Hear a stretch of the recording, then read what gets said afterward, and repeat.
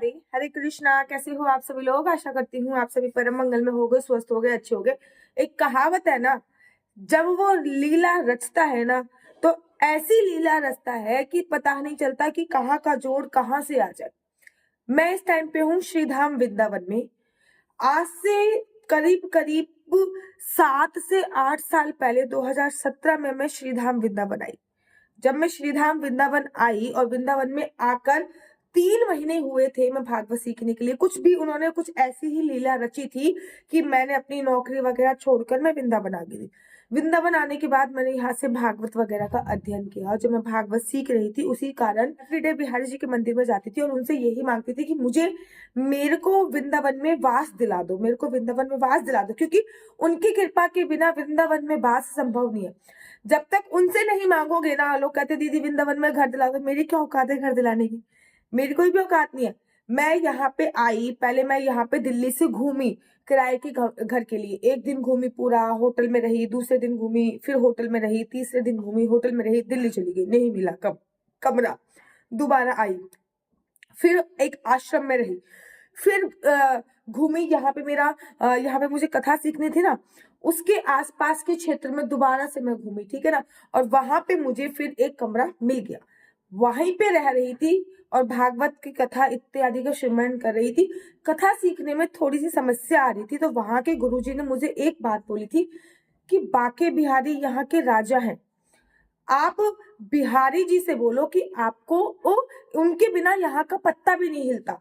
तो वो तो भैया भागवत साक्षात बिहारी जी है, कन्हैया जी है भागवत, वो उनकी कृपा होगी तभी आप भागवत सीख पाओगे। मैंने यही नियम चालू किया। एवरी डे मैं बाकी बिहारी जी के मंदिर में जाती थी, एवरी डे, ठीक है ना। और जाते जाते जाते जाते 2 से 3 महीने हुए, ऐसी लगन लगी कि मन में एक बार ख्याल आया कि मैं क्यों ना यहीं पे बस जाऊं। मैं यहीं पे बस गई। 3 महीने मुझे वृंदावन आए हुए थे कि मैंने एक छोटा सा, ये जो घर मैं आप देख रहे हो, एक छोटा सा घर लिया और उस पे ये घर बना दिया और मैं यहीं पे रहने लगी। 2017 में ये सारी घटनाएं कर्म हुई।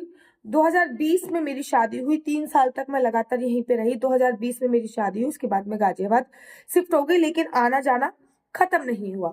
बिहारी जी के जन्मदिन पे आते थे, बाकी बिहारी जी के जन्मदिन पे आते थे। 2 साल पहले मैं पुणे शिफ्ट हुई, मेरे हस्बैंड का ट्रांसफर पुणे हुआ और मैं पुणे शिफ्ट हो गई। ऐसा नहीं है कि पुणे से नहीं आती, हर 6 महीने में मैं यहाँ पे आ जाती हूँ। 6 महीने से भी पहले, 6 महीने भी नहीं कटते कि मैं आ जाती हूँ। लेकिन जो कुछ स्पेशल ओकेशन होते हैं ना, उसमें मैं बिहारी जी को बड़ा मिस करती थी। और उसी एक स्पेशल ओकेशन में था बिहार पंचमी। बिहार पंचमी पे मैं लगातार कम से कम 3 से 4 साल में बिहार पंचमी पे बिहारी जी के मंदिर में रही हूँ। इनफैक्ट शादी से पहले भी और शादी के बाहर भी बिहार पंचमी पे हमारे बाके बिहारी जी का प्राकट्य हुआ था, ठीक है ना। तो बिहार पंचमी पे ठाकुर जी का मंदिर जो होता है वो अद्भुत सजा होता है, बहुत सुंदर उसका सिनेरियो होता है, बहुत सुंदर वो सजा होता है।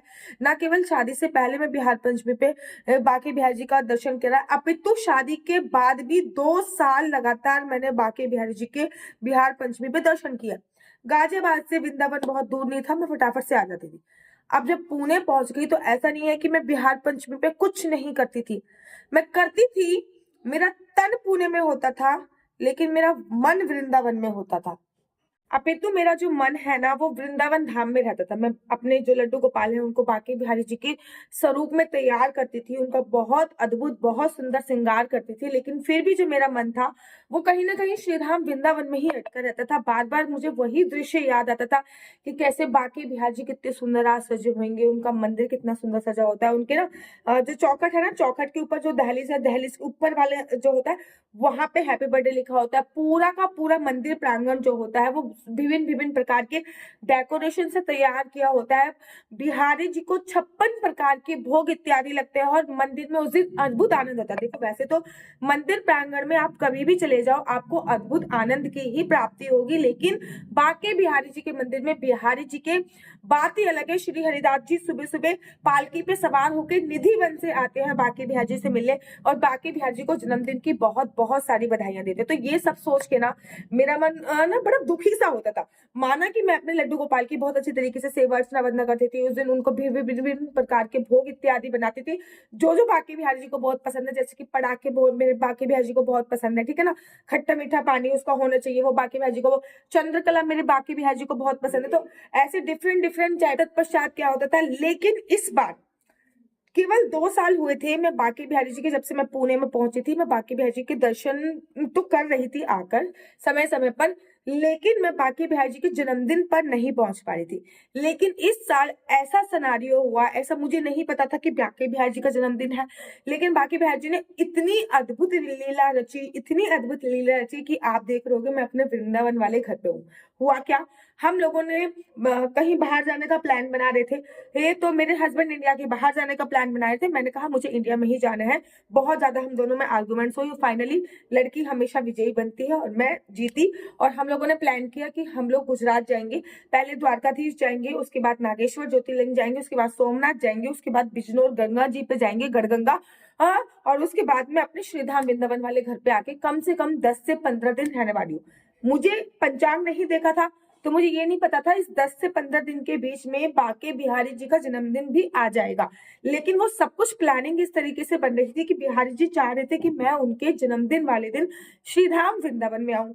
जब मैं श्रीधाम वृंदावन में आई तो 30 तारीख के आसपास में श्रीधाम वृंदावन में आई, नवंबर के आसपास में श्रीधाम वृंदावन में आई, और जब 30 नवंबर के आसपास श्रीधाम वृंदावन में, तो किसी की कुंडली देखने के लिए मैंने पंचांग उठाया, तो मुझे याद आया कि मार्गशीर्ष का महीना चल रहा है और इस महीने में मेरे बांके बिहारी जी का बिहार पंचमी पे जन्मदिन भी होता है। मैंने फटाफट से पंचांग खोल के देखा, और जब मैंने फटाफट से पंचांग खोल के देखा तो 6 दिसंबर को मेरे बांके बिहारी जी का प्राकट्य उत्सव है, अर्थात मेरे बांके बिहारी जी का हैप्पी बर्थडे। इतना खुश हुई ना मैं, इतनी खुश हुई मैं कि मैं आपको अपने शब्दों में बयान नहीं कर सकती। मतलब बिहारी जी ने क्या लीला रची, ऐसी लीला रची, और मुझे मेरे यहाँ पर बुला डाला, मतलब अर्थात मुझे वृंदावन धाम में बुला लिया, और यहाँ पर अपने जन्मदिन, देखो बड़े कम लोग होते हैं जब आपके घर पे कोई जन्मदिन वगैरह होता है ना, तो आप ऐसा तो है नहीं कि पूरी दुनिया को नोट डालते होगे, नहीं डालते। जो आपके प्रमुख खास होते हैं, जैसे कि आपके रिश्तेदार हो गए, जिनको आप जानते होगे, जिनसे आपका तालमेल अच्छा होगा, जिनसे आपका प्यार व्यवहार अच्छा होगा, आप उन्हीं को बुलाते होगे, ठीक है ना। नहीं तो अगर आपका प्यार व्यवहार अच्छा नहीं है तो आप सामने वालों को भी नहीं बुलाते। ठीक इस प्रकार से मेरे मन में विचार आया कि मैं बिहारी जी को प्यार करूं चाहे ना करूं, वो एक अलग मैटर है, लेकिन बिहारी जी मुझसे प्यार करते हैं, ये साक्षात मेरे को ऐसा महसूस हो रहा है कि मैं, एक तो मार्गशीर्ष का महीना, उसमें वृंदावन धाम, उसमें भी बिहार पंचमी पे बांके बिहारी जी के जो दर्शन होंगे अद्भुत, वो अपने आप में विशेष महत्वपूर्ण होते हैं। आपके पास स्पेशल मौका है, अगर आप लोग वृंदावन धाम आना चाहते हैं और आने का कहीं प्लान बना रहे हैं तो 6 दिसंबर को बहुत स्पेशल मौका है, आप लोग जरूर और जरूर आइए। और अगर आप लोग नहीं आ सकते, किसी कारणवश से, शारीरिक रूप से सक्षम नहीं हो या फिर आर्थिक रूप से सक्षम नहीं हो, किसी भी कारणवश अगर आप नहीं आ पाते, तो आप घर पे रह के लड्डू गोपाल के साथ या फिर जुगल जोड़ी सरकार के साथ कैसे बांके बिहारी जी का जन्मदिन मना सकते हो, ये मैं आपको आने वाली वीडियो में बताऊंगी। मेरा नंबर है 4/9/20-25-65। दोबारा से रिपीट करती हूँ, 4/9/20-25-65।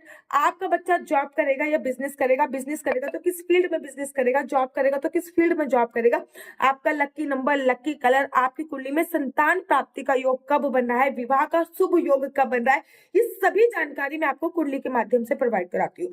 लेकिन याद रखिए, केवल और केवल आपको मुझे अपनी डेट ऑफ बर्थ अर्थात जन्म की तारीख, जन्म का समय मुझे भेजना होता है, जिस तारीख में, जिस महीने में, जिस साल आप पैदा हुए वो मुझे भेजना होता है। याद रखिए, इस नंबर पे मुझसे किसी भी प्रकार से कोई क्वेश्चन आंसर पूछने के लिए फोन मत कीजिएगा। ये नंबर केवल और केवल कुंडली दिखाने के लिए, आप अपनी कुंडली मुझसे दिखा सकते हो, लेकिन ये फ्री ऑफ कॉस्ट नहीं है, इसके थोड़े से चार्जेस है। अगर आपको मेरी वीडियो अच्छी लगती है तो आप अपना यूट्यूब चैनल हरि बोल को लाइक शेयर सब्सक्राइब करना बिल्कुल भी मत भूलिए। तब तक के लिए मुझे दीजिए इजाजत। राधे राधे, हरे कृष्णा, हरि बोल।